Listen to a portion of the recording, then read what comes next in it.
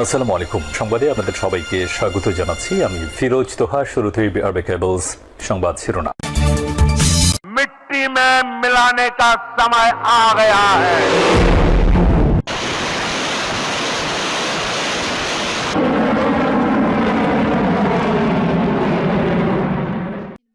আবারও বড় ধাক্কা খেল যুক্তরাষ্ট্র ইরান পরমাণু আলোচনা। নতুন করে বিমান হামলা চালালো যুক্তরাষ্ট্র, অপ্রতিরোধ্য ইয়েমেন। ট্রাম্পের হুঁশিয়ারি, ইরানের তেল কিনলেই যুক্তরাষ্ট্রের সঙ্গে ব্যবসা বন্ধ।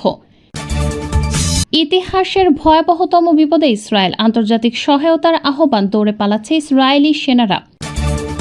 কাশ্মীর ইস্যুতে সুর বদল যুক্তরাষ্ট্রের, বাংলাদেশ ভারত সম্পর্কের টানাপোড়েনে বাণিজ্যের ধাক্কা। দর্শক, শিরোনামগুলো শুনছিলেন, এবার জানিয়ে দিচ্ছি বিস্তারিত। ইতিহাসের ভয়াবহতম বিপদে পড়েছে ইসরায়েল। দেশটি মারাত্মক আকার ধারণ করেছে দাবানল, এতে পুড়ে গেছে হাজার হাজার একর জমি। এমন পরিস্থিতিতে আন্তর্জাতিক সহায়তা চেয়েছে ইসরায়েল। ইসরায়েলের সংবাদ মাধ্যম টাইমস অব ইসরায়েলের এক প্রতিবেদনে এ তথ্য জানানো হয়েছে। প্রতিবেদনে বলা হয়েছে, জেরুজালেমের পার্বত্য অঞ্চলে দাবানল ভয়াবহ আকার ধারণ করায় ইসরায়েলের পররাষ্ট্রমন্ত্রী গিদেওন সাআর এক বিস্তৃত কূটনৈতিক অভিযান শুরু করেছেন। বুধবার তিনি আন্তর্জাতিক অগ্নি নির্বাপন সহায়তা চেয়ে 1 ডজনেরও বেশি দেশের পররাষ্ট্রমন্ত্রীর সঙ্গে যোগাযোগ করেছেন। এটিকে কর্মকর্তারা ইসরায়েলের ইতিহাসের অন্যতম বৃহৎ দাবানল বলে অভিহিত করেছেন। সারের দপ্তর থেকে প্রকাশিত এক বিবৃতিতে জানানো হয়েছে, তিনি যুক্তরাষ্ট্র, ফ্রান্স, চেক প্রজাতন্ত্র, সুইডেন, আর্জেন্টিনা, স্পেন, উত্তর ম্যাসেডোনিয়া এবং আজারবাইজানের পররাষ্ট্রমন্ত্রীদের সঙ্গে কথা বলেছেন। দিন শেষে আরও কয়েকটি দেশের সঙ্গেও যোগাযোগ করা হয়েছে। প্রধানমন্ত্রীর দপ্তর, জাতীয় নিরাপত্তা মন্ত্রণালয় এবং পররাষ্ট্র মন্ত্রণালয় জানিয়েছে, গ্রিস, সাইপ্রাস, ক্রোয়েশিয়া, ইতালি এবং বুলগেরিয়ার কাছেও সহায়তা চাওয়া হয়েছে। ইতালি ও ক্রোয়েশিয়া থেকে 3টি সুপার স্কুপার বিমান ইতিমধ্যেই রওনা হয়েছে। প্রতিবেদনে বলা হয়েছে, রাতের অন্ধকারে বিমান চলাচল নিরাপদ না হওয়ায় আন্তর্জাতিক সহায়তা কার্যকরভাবে শুরু হবে। এরই মধ্যে ইসরায়েলের এলাদ বিমান স্কোয়াড্রন এবং পুলিশ হেলিকপ্টার দাবানল নিয়ন্ত্রণে কাজ চালিয়ে যাচ্ছে।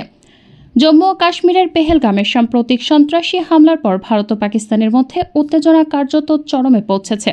এ উত্তেজনার সামরিক সংঘাতে রূপ নেওয়ার আশঙ্কা ক্রমেই বাড়ছে। দুই দেশ যতই যুদ্ধের দিকে এগিয়ে যাচ্ছে, বিশ্বের বিভিন্ন দেশও পক্ষে বিপক্ষে দাঁড়িয়ে যাচ্ছে। যুক্তরাষ্ট্র ভারতের সঙ্গে থাকার ঘোষণা দেয় এবং চীন ঘোষণা দেয় পাকিস্তানের পক্ষে থাকার। তবে হঠাৎ করেই উত্তেজনা কমানোর পরামর্শ দিচ্ছে যুক্তরাষ্ট্র। উত্তেজনা কমাতে ভারতকে পাকিস্তানের সাথে কাজ করতে বলেছে যুক্তরাষ্ট্র। ফোনালাপের বিষয়ে মার্কিন পররাষ্ট্র দপ্তর থেকে দেয়া পৃথক বিবৃতিতে এই তথ্য জানানো হয়েছে। যুক্তরাষ্ট্রের প্রেসিডেন্ট ডোনাল্ড ট্রাম্প ঘোষণা দিয়েছেন, যে কোনো ব্যক্তি বা দেশ যদি ইরান থেকে তেল বা পেট্রোকেমিক্যাল পণ্য কেনে, তবে তাদের ওপর কঠোর নিষেধাজ্ঞা আরোপ করা হবে। বৃহস্পতিবার শাফাক নিউজে তথ্য জানিয়েছে। ট্রাম্প ট্রুথ সোশ্যালে এক বার্তায় বলেন, যারা এই নিষেধাজ্ঞা ভঙ্গ করবে তারা কোনোভাবেই কোনোরূপে যুক্তরাষ্ট্রের সঙ্গে ব্যবসা করতে পারবে না। হুমকিটি এমন সময় এলো যখন শনিবার রোমে অনুষ্ঠেয় যুক্তরাষ্ট্র ইরান পারমাণবিক আলোচনার 4র্থ পর্ব ওমানের অনুরোধে স্থগিত করা হয়েছে। ইরানের পররাষ্ট্র মন্ত্রণালয় এ তথ্য নিশ্চিত করেছে।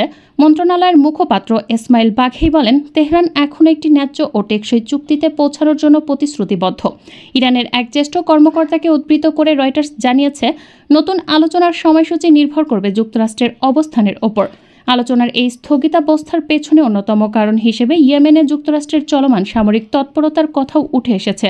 বৃহস্পতিবার যুক্তরাষ্ট্রের প্রতিরক্ষা মন্ত্রী পিট হেগসেথ ইরানকে হুথি গোষ্ঠীর প্রতি সমর্থনের জন্য সতর্ক করে বলেন, আপনারা পরিণতি ভোগ করবেন যেখানে এবং যখন আমরা নির্ধারণ করব। ট্রাম্প প্রশাসন ইতোমধ্যেই ইরানের বিরুদ্ধে একাধিক নিষেধাজ্ঞা আরোপ করেছে। এর মধ্যে রয়েছে চীনের একটি অপরিশোধিত তেল সংরক্ষণ স্থাপনা ও একটি স্বাধীন পরিশোধনাগারের ওপর নিষেধাজ্ঞা। এর কারণ হিসেবে অবৈধভাবে ইরানি তেল ও পেট্রোকেমিক্যাল ব্যবসার সঙ্গে যুক্ত ছিল বলে অভিযোগ করেছে যুক্তরাষ্ট্র।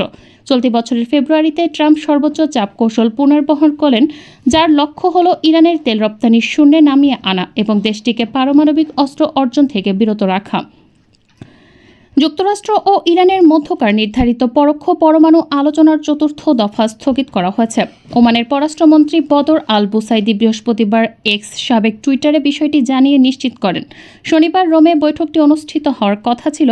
শাফাক নিউজ সূত্রে এ তথ্য জানা গেছে। তিনি বলেন, দুই পক্ষের সম্মতিতে আলোচনা স্থগিত করা হয়েছে, তবে নতুন তারিখ এখনও নির্ধারিত হয়নি। আলোচনার সঙ্গে সংশ্লিষ্ট একাধিক সূত্র জানিয়েছে, ইরান ও ইউরোপীয় 3 দেশগুলো ব্রিটেন, ফ্রান্স ফ্রান্স ও জার্মানির মধ্যকার একটি আলাদা বৈঠকও বিলম্বিত হতে পারে। এই কূটনৈতিক বিরতি এসেছে এমন সময়ে যখন যুক্তরাষ্ট্র ইরানের তেল ও পেট্রোকেমিক্যাল খাতে নতুন নিষেধাজ্ঞা আরোপ করেছে। মার্কিন ট্রেজারি বিভাগ 7টি কোম্পানি ও 2টি জাহাজের ওপর নিষেধাজ্ঞা দিয়েছে। অবৈধ জ্বালানি বাণিজ্যে জড়িত থাকার অভিযোগে নিষেধাজ্ঞা দেওয়া হয়। মার্কিন পররাষ্ট্রমন্ত্রী মার্কো রুবিও বলেন, এই নিষেধাজ্ঞার লক্ষ্যে শত শত মিলিয়ন ডলারের লেনদেন ব্যাহত করা, যাতে ইরানের পরমাণু কর্মসূচি বাধাগ্রস্ত হয়।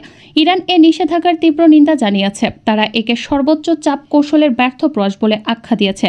দেশটির পররাষ্ট্র মন্ত্রণালয়ের মুখপাত্র ইসমাইল বাঘি বলেন, যুক্তরাষ্ট্রের সাম্প্রতিক বিবৃতি ও আচরণ ব্যর্থতাপূর্ণ এবং তা কূটনৈতিক পথকে ক্ষতিগ্রস্ত করছে।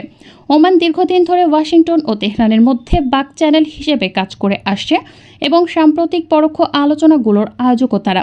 যদিও উভয় পক্ষ আগের আলোচনাগুলোকে গঠনমূলক বলে উল্লেখ করেছে, তবুও একটি সম্ভাব্য চুক্তির আওতা ও তার বাস্তবায়নের সময়সূচি নিয়ে এখনও গুরুত্বপূর্ণ মতপার্থক্য রয়ে গেছে।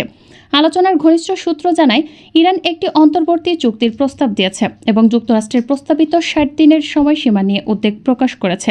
প্রেসিডেন্ট ডোনাল্ড ট্রাম্প 2018 সালে পরমাণু চুক্তি থেকে সরে গিয়েছিলেন। এখন আলোচনায় ফিরলেও শর্ত আরোপ করে বলেছেন, তেহরান যদি আপোষ না করে তবে এর গুরুতর পরিণতি হবে। ইয়েমেনে নতুন করে বিমান হামলা চালিয়েছে যুক্তরাষ্ট্র। ইরান সমর্থিত হুতি গোষ্ঠীর লাল সালাম অঞ্চলে প্রভাব কমাতে এ অভিযান চালানো হচ্ছে বলে জানিয়েছে ওয়াশিংটন।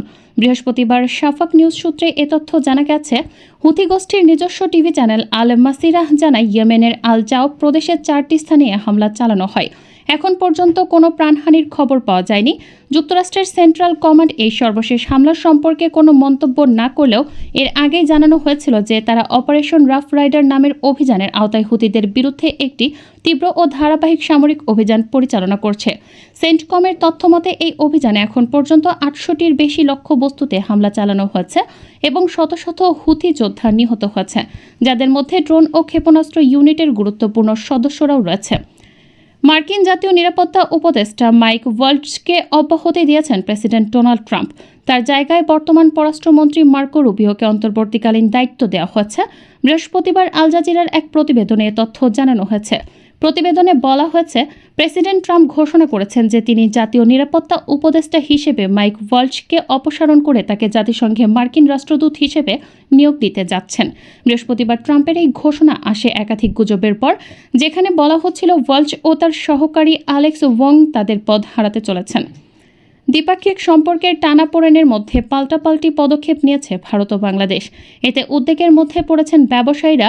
দুই দেশের উত্তেজনার মধ্যে পাল্টাপাল্টি বাণিজ্য নিষেধাজ্ঞা আরোপ করা হয়েছে।